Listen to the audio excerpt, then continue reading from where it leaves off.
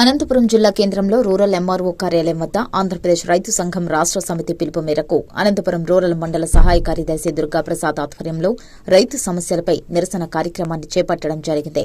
ఈ సందర్భంగా ఏపీ రైతు సంఘం రాష్ట్ర ప్రధాన కార్యదర్శి చిరుతల మల్లికార్జున మాట్లాడుతూ రైతులందరికీ గిట్టుబాటు ధర కల్పించాలని, కేంద్రం ధరలు స్థిరీకరణ కోసం 3,000 కోట్ల రూపాయలు కేటాయించాలని, కౌలు రైతులకు అన్నదాత సుఖీభావ పథకం అందివ్వాలని, ఈ సమస్యలపై ఆంధ్రప్రదేశ్ రైతు సంఘం రాష్ట్ర సమితి పిలుపు మేరకు నిరసన కార్యక్రమాన్ని చేపట్టి అధికారులకు వినతి పత్రం ఇచ్చామని మల్లికార్జున పేర్కొన్నారు.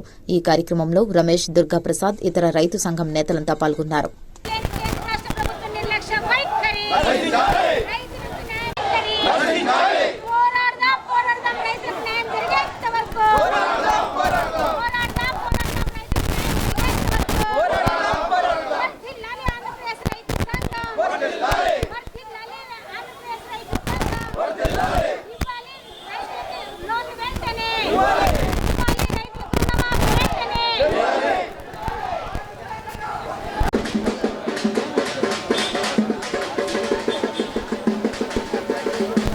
సౌకర్యం లేదు.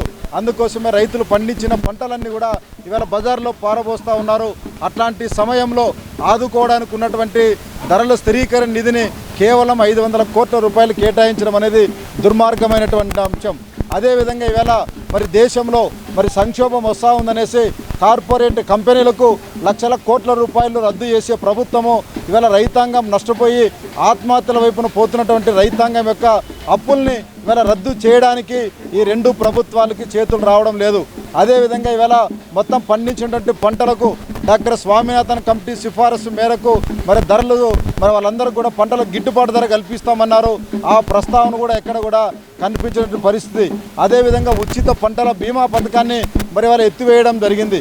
దాని ద్వారా ఈవేళ ప్రకృతి వైపరీత్యాలు సంభవించినప్పుడు రైతాంగానికి ఆదుకోవడానికి ఏమాత్రం కూడా ఉపయోగపడినటువంటి పరిస్థితి మనం చూస్తూ ఉన్నాం. అదేవిధంగా సాగునీటి ప్రాజెక్టుకు సంబంధించి ముఖ్యంగా అనంతపురం జిల్లా ఎడారి ప్రాంతమైనటువంటి ప్రాంతానికి అందరి నివారించి నీళ్లు వస్తూ ఉన్నాయి.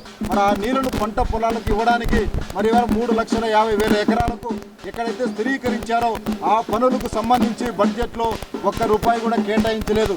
దీన్ని బట్టి స్పష్టంగా తెలుస్తోంది ఈ రెండు ప్రభుత్వాలు కూడా రైతాంగానికి వ్యతిరేకంగా ఉన్నాయి. బడ్జెట్లో తగిన నిధులు కేటాయించలేదు. అందుకోసం మీరు పేరుకు మాత్రమే రైతు ప్రభుత్వాలని గొప్పలు చెప్పుకుంటా ఉన్నారు.